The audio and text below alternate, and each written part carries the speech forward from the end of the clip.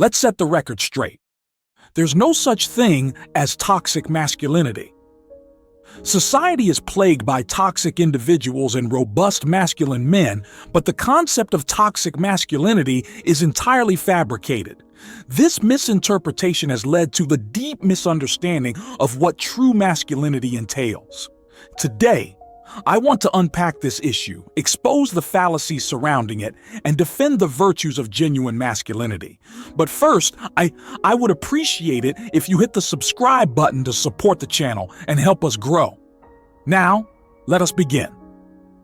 First, let's examine the basic definitions. Masculinity, in its essence, is about strength, decisiveness, control over one's emotions, and a fundamental respect for others. A masculine man holds the door open, says please and thank you, and expects to be treated with respect in return. He stands as a pillar of strength and reliability in society, a protector and provider. On the flip side, we have the concept of a toxic man. A toxic man is passive-aggressive, lacks confidence, and has never been taught to express his feelings constructively. Instead of asserting himself calmly and rationally, he lets resentment build up until it explodes in harmful ways. This type of man is a problem, but to conflate his behavior with masculinity itself is a gross misinterpretation. The media loves to push the narrative that masculinity is inherently dangerous or toxic. But let's get real, the media thrives on creating controversy and fear. They tell us that men need to be defanged and declawed, that the very traits making them strong and reliable are now unacceptable. Why? Because strong men stand up when things get tough. It's men who fill the gap in times of crisis. This isn't just an opinion, it's a fact backed by centuries of human history. When the battle begins, God forbid, it will be men who stand in the gap. Masculine men are those who protect their families, their communities, and their countries. We don't need to weaken them, we need to empower them. Women, of course, have their own critical roles that men cannot fulfill. Women nurture, organize, and bring balance. My wife, for instance, manages the chaos I create. She organizes our life so I can push forward and take risks in business. Together, we form a partnership that plays to our respective strengths.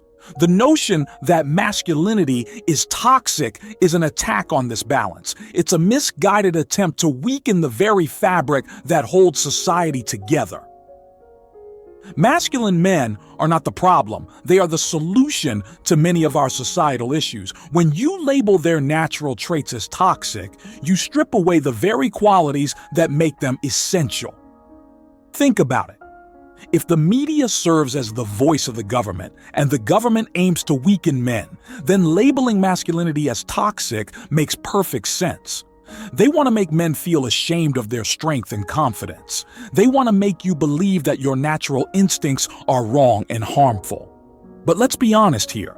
A confident man is not a threat.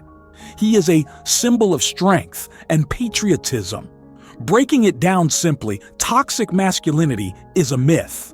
The term stems from those who can't handle the strength and truth that masculinity represents.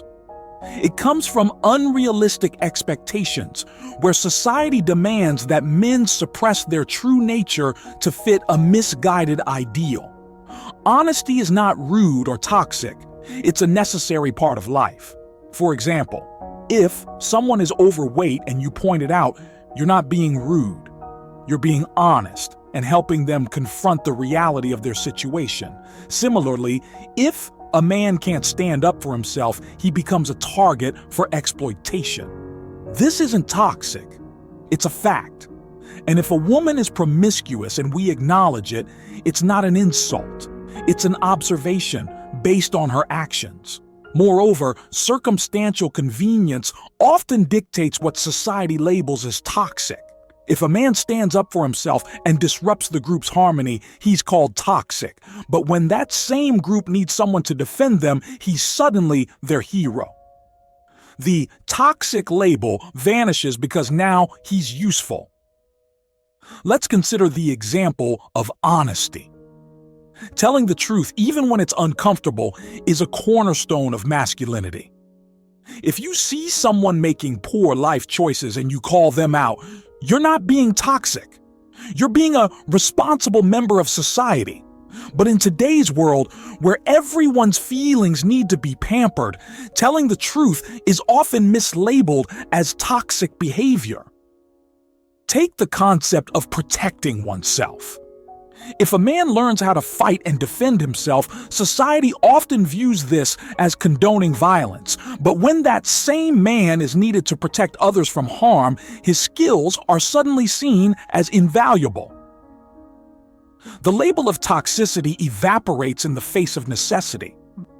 The reality is that what is often labeled as toxic is just pure masculinity. Telling the truth, defending yourself, having a spine, these are fundamental aspects of being a man. Yet, society wants to demonize these traits because they don't fit into the narrative of a docile, compliant population.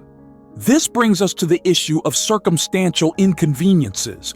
People want to label masculinity as toxic when it suits their needs, but they rely on those same traits when they need protection and strength.